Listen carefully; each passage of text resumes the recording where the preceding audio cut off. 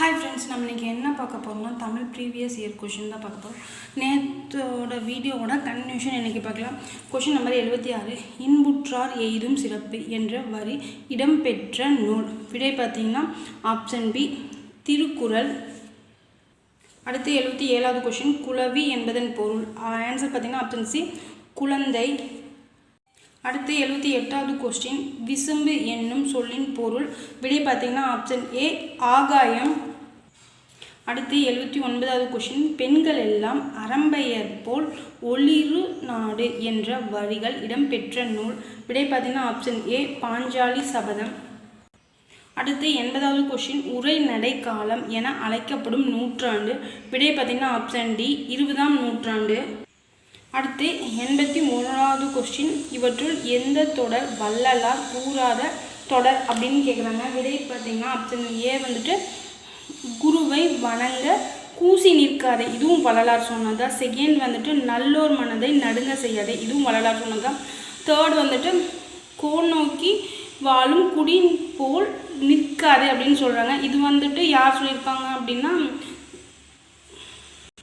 சிலப்பதிகாரத்தில் என்னமோ இந்த டயலாக் வரும் அப்படின்னு நினைக்கிறேன். இது தப்பு. அதுக்கப்புறம் ஆப்ஷன் டி பசித்தோர் முகத்தை பாராதிராது அப்படின்னு இருக்காங்க. இதுவும் கரெக்டு. விடை பார்த்திங்கன்னா ஆப்ஷன் சி நோக்கி வாழும் குடிப்போல் நிற்காதே. அடுத்து 82வது கொஸ்டின், பிரணவ கேசரி என அன்போடு அழைக்கப்பட்ட தேசிய தலைவர். விடை பார்த்திங்கன்னா ஆப்ஷன் ஏ முத்துராமலிங்கர். அடுத்து 83வது கொஸ்டின், உயிர் வழி படலத்தை சிதைப்பதில் பெரும் பங்கு வகிப்பது. விடை பார்த்திங்கன்னா ஆப்ஷன் சி குளோரோஃப்ளோரோ கார்பன். அடுத்து 84வது கொஸ்டின், வசன நடை கைவந்த வள்ளலார் என ஆறுமுக நாவலரை பாராட்டியவர். விடை பார்த்திங்கன்னா ஆப்ஷன் பி பரிதிமாற் கலைஞர்.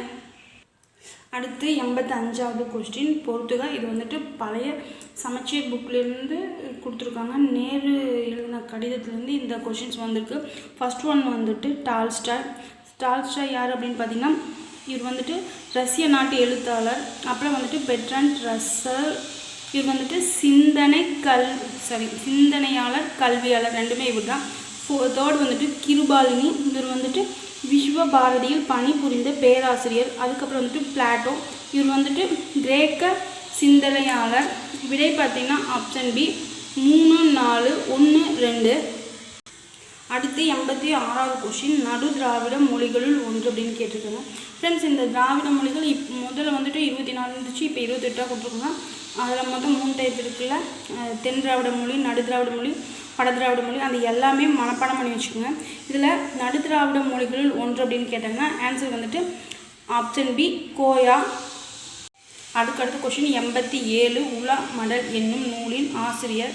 விடை பார்த்திங்கன்னா ஆப்ஷன் பி ஜெயங்கொண்டார்.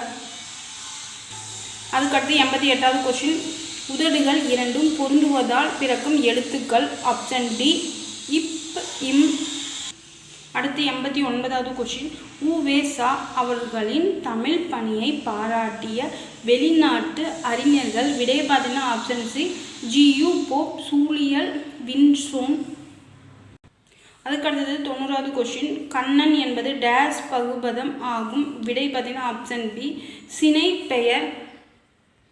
அதுக்கடுத்து 91வது கொஸ்டின், நான் யான் என்பன. விடை பார்த்திங்கன்னா ஆப்ஷன் ஏ தன்மை ஒருமை பெயர்கள். அதுக்கடுத்து 92வது கொஸ்டின், ராமசாமிக்கு பெரியார் என்று பட்டம் வழங்கியவர்கள்.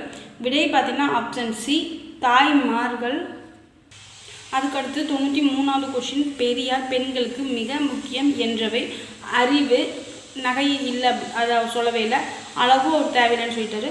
அதுக்கடுத்து பார்த்திங்கன்னா சுய மரியாதை. விடை பார்த்திங்கன்னா ஆப்ஷன் டி 1, 4 சரி. அதுக்கடுத்து கோடிட்ட இடங்களை நிரப்புக. பெரியார் தாம் வாழ்நாளில் டேஸ் கிலோமீட்டர் தொலைவு பயணம் செய்து சமுதாய தொண்டாற்றினார். விடை பார்த்திங்கன்னா ஆப்ஷன் டி 13,12,000 கிலோமீட்டர்ஸ் அவர் நடந்தே போயிருப்பாங்க. அடுத்து 95வது கொஸ்டின், தவறான தொடரை கண்டறிக. ஃபர்ஸ்ட் ஒன் தமிழக பொருள்கள் சீனாவில் விற்கப்பட்டன. கரெக்டு. செகண்ட் சீனத்து பட்டும் சர்க்கரையும் தமிழகத்திற்கு இறக்குமதி ஆயின. கரெக்டு. தேர்டு வந்துட்டு பழந்தமிழகத்தின் வணிக பொருள்கள் பற்றி குறிப்புகள் உள்ள நூல் புறநானூறுன்னு சொல்லியிருக்காங்க. அது தவறு. அதுக்கு பதிலாக என்ன பட்டினப்பாளையிலையும் மதுரை காஞ்சிலையும் தான் இருக்கும். ஸோ இது தவறு. ஃபோர்த் வந்துட்டு கரும்பு சீனாவிலிருந்து கொண்டு வந்து பயிரிடப்பட்டது. இதுவும் கரெக்டு. ஆன்சர் பார்த்திங்கன்னா தவறானதுன்னு கேட்டிருக்காங்க. ஸோ தவறானது எதுன்னு பார்த்திங்கன்னா பழந்தமிழகத்தின் வணிக பொருள்கள் பற்றிய குறிப்புகள் உள்ள நூல் புறநானூறு அப்படின்னு கொடுத்துருக்காங்க. அடுத்து 96வது கொஸ்டின் உயிர்களின் பரிமாண வளர்ச்சியை பற்றி கூறும் நூல். விடை பார்த்திங்கன்னா ஆப்ஷன் டி திருவாசகம். அடுத்து 97வது கொஸ்டின் மேரி கியூரி இணையர் இணைந்து நோபல் பரிசு பெற்ற ஆண்டு எது அப்படின்னு கேட்குறாங்க. விடை பார்த்திங்கன்னா ஆப்ஷன் சி 1903. அடுத்து 96வது கொஸ்டின் தமிழக அரசின் முதல் அரசவை கவிஞர் யார் அப்படின்னு கேட்டிருக்காங்க. விடை பார்த்திங்கன்னா ஆப்ஷன் சி கவிஞர் வே ராமலிங்கனார். இதே கொஸ்டினை குரூப் 4ல் இப்பவும் கேட்டிருக்காங்க. இந்த மாதிரி இருக்கிற கொஸ்டின்ஸை நல்லா பார்த்துக்கோங்க ஃப்ரெண்ட்ஸ். அடுத்து 99வது கொஸ்டின் அம்பேத்கருக்கு பாரத ரத்னா விருது வழங்கிய ஆண்டு எது அப்படின்னு கேட்குறாங்க. விடை பார்த்திங்கன்னா ஆப்ஷன் சி 1990 கொடுத்துருப்பாங்க. அவர் வந்துட்டு இறந்ததுக்கப்புறம் இந்த அவார்டு வந்து அவங்களுக்கு கொடுத்துருப்பாங்க. அடுத்து 100வது கொஸ்டின் வங்க சிங்கம் என அழைக்கப்படுவார். விடை பார்த்திங்கன்னா ஆப்ஷன் டி நேதாஜி சுபாஷ் சந்திர போஸ். ஃப்ரெண்ட்ஸ் உங்களுக்கு என்னோடய வீடியோ பிடிச்சிருந்துச்சுன்னா சப்ஸ்கிரைப் பண்ணிவிட்டு பாருங்கள் ஃப்ரெண்ட்ஸ். தேங்க்ஸ் ஃபார் வாட்சிங் கைஸ்.